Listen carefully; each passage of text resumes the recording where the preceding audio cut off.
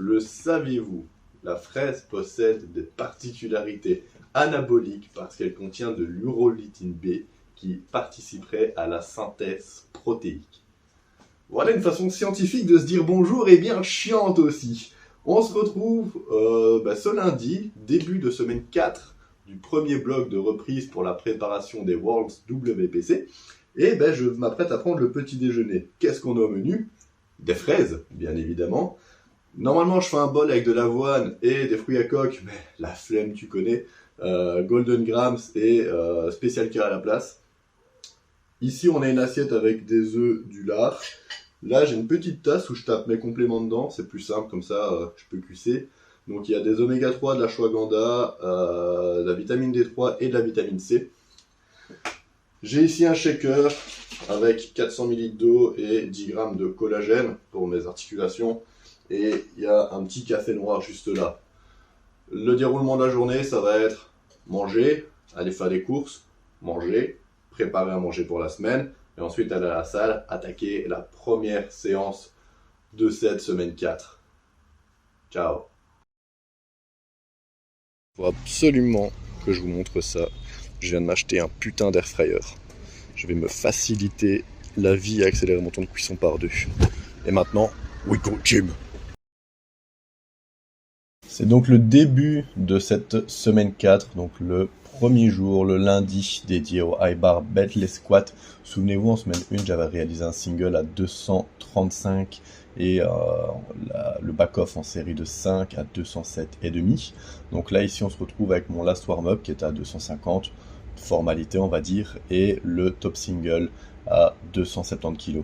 Quand je suis revenu en squat sur ce bloc, forcément, j'étais, on va dire, un petit peu désentraîné, j'avais un gros manque de force, un petit manque de stabilité aussi, mais les repères sont très vite revenus. Dans l'espace de 4 semaines, je suis revenu au niveau que j'avais avant la pause, et donc ce 270 kg, au final, c'était juste une formalité. Donc ça fait plaisir d'avoir pu le passer si bien que ça. Je l'ai pas senti si lourd que ça, et je l'ai noté sur un peu 8,5, ce qui je pense est assez représentatif de la réalité. Le back-off 232,5, j'étais un petit peu moins en forme que la semaine dernière, donc j'avais fait 5 fois 227 qui était passé super facile, à l'inverse de la semaine 2 j'avais fait 5 fois 220 qui était un peu plus compliqué, mais là sur ce 232,5, on se retrouve un petit peu dans la même optique que la semaine 2 avec le 220 qui était un peu plus lourd. Là le 232,5, je l'ai senti un petit peu plus lourd.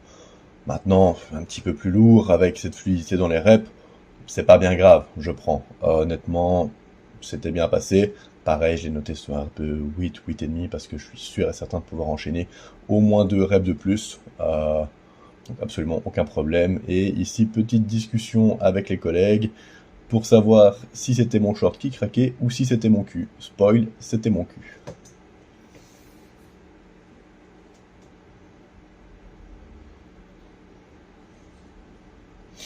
Sur le bench, j'avais commencé donc les bench tempo avec 150 kg sur 2 reps, 150 kg en tempo 5-2-0.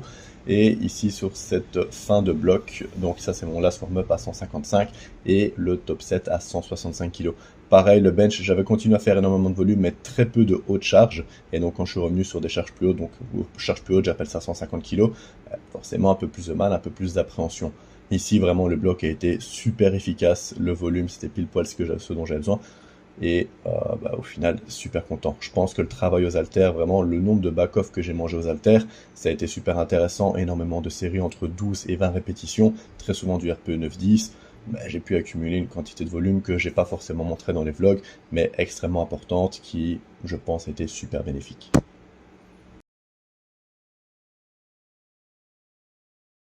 La bête noire, le deadlift, et étonnamment j'ai été surpris et très content de cette séance. Donc sur mon setup, comme on va le voir sur un peu chaque rep, j'ai fait exprès de laisser. J'ai tenté une approche où je laisse les épaules plus en avant, ce qui va me permettre de gagner un tout petit peu de ROM. Par contre, j'ai un slack extrêmement efficace à 225, aucun problème, 250 kg ici. J'ai rarement senti une barre à 250 aussi légère. Ça m'a beaucoup rappelé le moment où j'avais atteint mon meilleur niveau, c'était fin d'année 2022. J'avais pu enchaîner une série 10 à 250 kg. Et là, vraiment, 250, j'ai eu un petit peu ce ressenti où la barre était au final extrêmement légère. 275 kg, c'était le top single qui était prévu. Donc un petit peu d'appréhension, un petit peu stressé, d'ailleurs ça va se voir, je vais avoir beaucoup plus de mouvements parasites au niveau des pieds, au niveau de vérifier mon slack, au niveau de vérifier mon grip également, parce que c'est ça mon plus gros ennemi, et au final un 275 qui passe avec absolument aucune difficulté. J'avais déjà en tête d'aller tester 300 kg parce que j'avais vu Monsieur Gillissen le faire à l'entraînement, donc je me disais pourquoi ne pas aller tester le pose deadlift à 300 kg, surtout que le 275 était extrêmement aisé. Donc je me dis 275, extrêmement facile, let's go, on charge 300 et on y va hein, avec sa bite et son couteau. C'était pas forcément la meilleure idée que je pouvais avoir parce que le grip a pas tenu de toute façon, je me suis méchamment arraché le pouce. Transpiration probablement, un petit manque de magnésie, parce que vraiment le hook était efficace sur cette séance, mais bon, ça n'a pas tenu. Et là, l'erreur que j'aurais probablement ne pas dû faire, c'est de retenter immédiatement en fait. Si jamais j'avais voulu attenter avec strap, j'aurais dû probablement reprendre un petit temps de repos, 3-4 minutes, histoire de me remettre dedans, mais la connerie, tu connais. Hein. Donc je chope les straps en 2-2, je me replace, je la retente. Euh, Honnêtement, à partir du moment où j'ai pris les straps, j'y croyais plus du tout à cette rep. Je savais même pas si j'allais pouvoir la décoller. Étonnamment, j'arrive à faire la pause, j'arrive à repartir de la pause, mais petit manque de force, vraiment, c'était à rien. Elle aurait réellement pu passer. Dommage, prochaine fois. Bench comp, je vais redire la même chose que j'ai dit pour le lundi. Le bench, forcément, au-dessus de 150 kg, j'avais perdu beaucoup de sensations. Et ce bloc, avec le volume que j'ai mangé et l'intensité qui est revenue, super confortable. J'ai fait un jump de 150 à 165 pour le top 7, tout simplement parce que j'avais pas envie de faire de série intermédiaire. Ça a porté ses fruits. Le 4 x 165, vraiment, il était extrêmement facile. Ça m'a presque rassuré. Je me dis, je vais pouvoir aller reprendre ma revanche sur le 4 x 170 que j'avais fail il y a quelques mois d'ici. J'avais fait que 3 reps et demi. Et là, je me dis que ils seront là pour la prochaine fois. De nouveau, non, énorme séance de back-off aux haltères. Comme je vous dis, c'est vraiment là que j'ai bouffé le plus de volume. Là, je sais pas, je suis en série je crois que c'était des 12 reps, RPE 9-10. Mais ça a vraiment fait du bien, ça porte ses fruits, donc on garde. Effectivement, j'ai pas filmé grand chose, il n'y a pas beaucoup de séquences entre les séquences d'entraînement, mais bon, j'avais pas forcément la tête à ça cette semaine, j'avais beaucoup de choses à gérer. Donc le vendredi, le high bar bench pause squat, qui avait débuté en semaine 1 avec un 2 x 220 kg, et là c'était un last warm-up.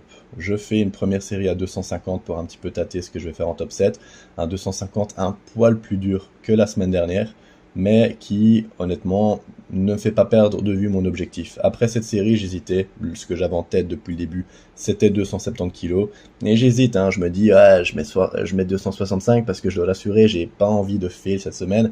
En soi, j'ai pas fail d'objectif de bloc, c'est-à-dire que le 300 c'était du hors prog, donc l'objectif de bloc c'était 275, donc j'avais pas encore de fail sur ce bloc, et je me disais j'ai pas envie, mais bon, les boys étaient là, les boys ont dit non, gros tu mets 270, salope ou quoi? Du coup, j'ai porté mes couilles, j'ai mis 270 kg sur la barre.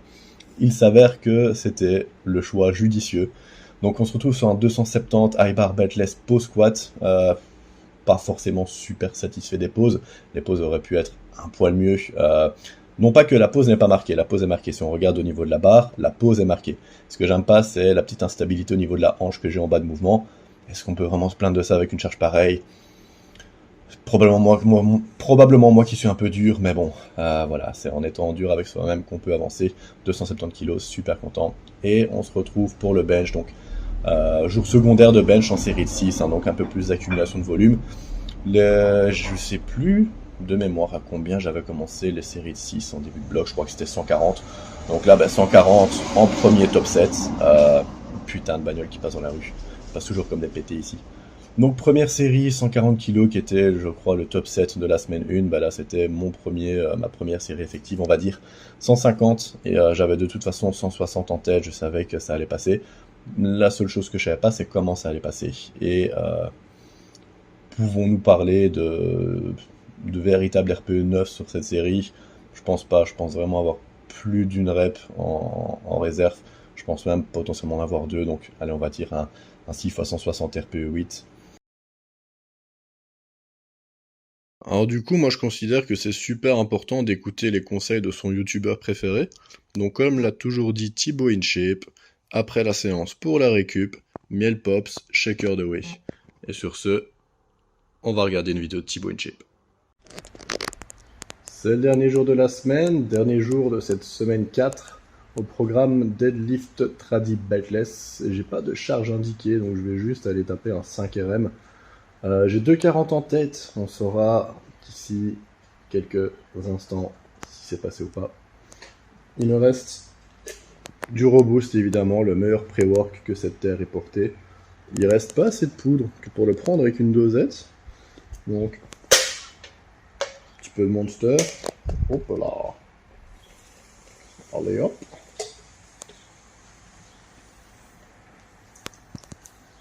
Sauce magique beau gosse.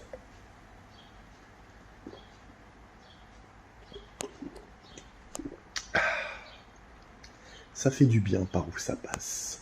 Let's fucking go. Ouais, ça fait du bien par où ça passe. Ben t'inquiète que la séance elle va pas faire du bien par où elle va passer. Il faisait horrible vraiment dans la salle, c'était un des pires journées d'entraînement. J'étais moite de partout, il faisait super chaud, ça respirait pas. Bah du coup, déjà 5x220 il me paraît super lourd alors que la semaine passée c'était RPE 5-6. J'ai les mains qui glissent à mort malgré le fait que j'ai mis de la magnésie liquide. C'est la magnésie liquide, comme il y a un petit peu d'alcool dedans, bah techniquement ça dessèche tes mains, tu transpires un petit peu moins et ça tient mieux. Ouais, tu parles, il n'y a rien qui tenait vraiment la magnésie, je faisais 2 reps, j'avais plus rien sur les mains tellement je transpirais. Donc bah tant pis, hein, charbon, la technique elle est inexistante, le 5x220 vraiment, c'est rapide à l'image mais au ressenti, nul à chier, hein, on va pas se le cacher. 5x220 qui passe quand même, mais bon, vachement moins satisfait par rapport à ce semaine dernière. Là, je suis encore en train de me plaindre que la tech ça se fait mal. On va pas revenir là-dessus, hein, ça sera toujours. Et bah, je voulais, quoi qu'il arrive, tester 5x240 parce que de toute façon, le Tradi Beltless, c'est un jour secondaire. J'avais fait une super bonne semaine, donc je me dis, tu sais quoi, YOLO. Une première rep qui met pas du tout en confiance, mais au final, les autres reps montent pareil et j'ai pas de perte de rapidité, pas de perte de force, donc je me dis, bah ça va, on enchaîne. J'avais été laver mes mains, j'avais remis de la magnésie liquide, je l'ai mieux appliqué, je me suis dit, bah ok, ça va tenir, mais voilà, à 4e rep, j'ai bien senti que ça glissait de nouveau à mort, et à la 5e rep, bah, ce qui devait arriver arriva, et on est de nouveau sur un fail grip, comme d'hab. On se quitte sur ces images, à la prochaine. Coffee Time, première. Coffee Time, c'est un concept que je vais lancer très prochainement, où en gros, en fait, on va se poser, on va boire un café ensemble, et je vais vous parler de choses intéressantes, ou du moins je l'espère, et je vais vous donner un petit peu ma vision des choses, que ce soit sur l'entraînement, sur les objectifs à se fixer, sur la discipline à avoir, sur les coachings aussi, et bah, sur la pratique du powerlifting de manière plus générale. Dans ce premier épisode, dans cette première ébauche de Coffee Time, j'aimerais bien revenir sur ce bloc que je viens de faire, qui selon moi a été très intéressant. Pour la remise en contexte, la préparation France WPC du 29 avril a été très compliquée, nerveusement, mentalement, physiquement pour moi.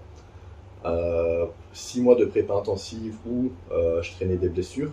Par exemple, l'acromioclaviculaire, ça fait un peu plus d'1 an qu'elle persistait.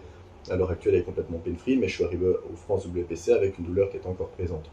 3 semaines avant la compétition, c'est le trochanter côté gauche qui a commencé à s'inflammer aussi à cause d'une erreur technique en bas d'un squat, petite perte de tension qui a fait que je me suis vachement fait mal, plus l'accumulation de tout le volume qu'il y avait eu avant. Soit. J'ai pris 4 semaines de pause après cette compétition parce que j'en avais besoin, à tous les niveaux. J'étais en burn-out power, donc j'ai dû prendre une pause à tous les niveaux, j'ai un petit peu coupé les réseaux. Mon entraînement, c'était vraiment le strict nécessaire pour faire un petit peu de volume. Et même au niveau des coachings, certains l'auront remarqué, parfois pour les feedbacks, c'est chiant les voitures, mais bon. Parfois au niveau des feedbacks, il y avait un peu plus de délai, on va dire, pour les réponses, mais vraiment j'avais besoin de cette pause, ça m'a fait énormément de bien. Et à l'heure actuelle, je peux le dire, je suis bel et bien de retour, bien motivé. Par contre, je suis beaucoup moins à regarder l'actualité power, c'est-à-dire que je me focus sur ma pratique, je me focus sur les gars de mon club, je me focus sur les coachings, et l'actualité, je vais dire, j'y fais plus beaucoup attention. J'ai regardé les Worlds IPF ici, mis à part 2-3 matchs qui m'intéressaient, j'ai pas regardé le reste, et je m'en porte pas plus mal en fait. Voilà, soit. Donc ce bloc pour moi très intéressant parce que je suis arrivé, je suis pas forcément désentraîné d'un point de vue volume parce que j'ai conservé des séances volume où j'ai fait quand même le strict nécessaire histoire de m'entretenir. Par contre nerveusement et au niveau intensité, c'est là que ça a été plus compliqué. On est arrivé donc sur une première semaine d'introduction qui était le vlog numéro 1 où bah, j'ai commencé à remettre des charges un petit peu plus importantes, c'est-à-dire que quand je parle un peu plus important, c'est plus de 20 en squat, plus de 150 en bench, plus de 40 en dead. Je ne sais plus exactement ce que j'ai fait, mais c'est plus ou moins ça. Et donc la première semaine du bloc de retour avec le coach, bah, forcément en volume ça allait, mais les charges n'étaient pas ouf. Ce qui fait qu'en fait les charges que j'ai faites en semaine 1, et c'est super bien, c'est super magnifique, mais ça n'arrivera pas à chaque bloc. C'est que les perfs que j'ai faites en top 7, top single de la semaine 1, en semaine 4 ici, c'était des last warm-up en fait. Et mais c'est super cool parce qu'en fait, la progression, elle a été très sympathique sur ce bloc, puis surtout, elle était complètement pain-free, absolument rien du tout. On va dire que j'ai acquis, avec l'expérience des différents bobos que j'ai eu, la façon de m'échauffer de façon efficace. J'ai arrêté de laisser dans son coin le foam roll, et maintenant j'en fais régulièrement pour mon dos, et ça va beaucoup mieux. Et donc sur cette semaine 4, je peux le dire, hein, je suis de retour à mon presque meilleur niveau. C'est-à-dire que tout est super bien monté, surtout sur un bloc 100% benchless. J'ai récupéré des perfs que j'avais pré-compétition WPC 29 avril. Et c'est hyper intéressant parce que je vais pouvoir faire un parallèle. N'ayez jamais peur de faire une pause, que ce soit pour votre mental, pour votre nerveux, pour votre physique, parce que le niveau il revient très vite.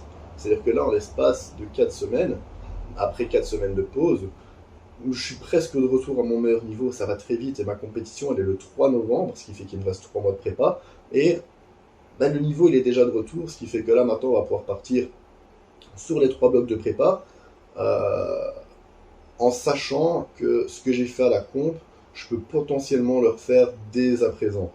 Et ça c'est un bon point, parce que la compétition j'ai fait 7,55, le target de la compète c'était 7,80 si je passais le 300 en dead, qui n'est pas passé après 2 reprises parce que le pouce, cette salope, n'a pas voulu tenir. Et voilà, on sait déjà que là, à l'heure actuelle, mon total il va se situer entre 7,50 et 7,70, on va dire.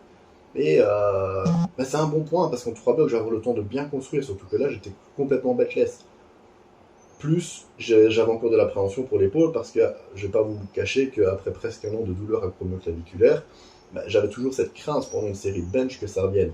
Ici, je vais pas dire que je vais complètement oublier ce truc et que je vais pouvoir pousser comme un zinzin, parce que c'est pas le but. Le but, c'est de conserver cette technique justement où je suis 100% pain-free.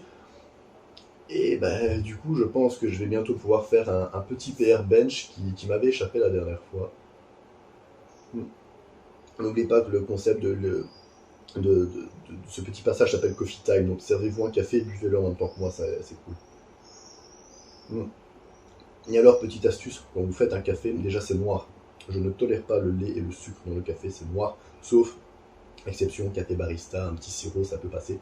Quand vous faites un café noir, petit carré de chocolat noir 99% Lindt dans le fond de la tasse avant de faire couler, c'est excellent. Où j'en étais? Ouais. Donc je suis de retour à un très bon niveau, en très peu de temps. Et puis surtout, je termine ce bloc, j'ai fait des PR, j'ai mal nulle part. C'est génial. C'est génial, j'adore la vie. Enfin, soit, c'était une première ébauche de Coffee Time. Par la suite, on va aborder des sujets que vous allez peut-être me proposer, des sujets que j'ai envie de proposer. La semaine qui arrive ici, je suis en semaine pivot. Je sais pas si j'aurai grand chose à filmer parce que je sais pas si mes séances vont être intéressantes. Peut-être négocier avec le coach pour tenter un 300 dead. Pas en pause, hein, juste un 300 dead histoire de valider quand même. Parce que ça serait cool en fait. Je ferais peut-être aussi, c'est un full day of eating parce que les gens adorent la bouffe et je mange beaucoup, donc ça peut être intéressant. Je mange pas des choses intéressantes, mais je mange beaucoup. Ça pourrait peut-être donner des idées, puis ça pourrait peut-être donner une idée de la réalité des choses, des quantités de nourriture, parce qu'il y en a marre des gens qui disent qu'ils mangent beaucoup, alors que c'est des skinny qui mangent 2000 calories par jour, 2500 dans le meilleur des cas. Ouais, on va faire ça. Sur ce, à la prochaine, santé, et on se retrouve soit la semaine prochaine, soit la semaine d'après. Suivez-moi sur Instagram, je pose un peu plus de trucs. C'est le même blaze, Juju Power, mais vous n'êtes déjà probablement en Instagram. Du coup, suivez-moi sur YouTube. Abonne-toi et lâche pouce bleu. Ciao.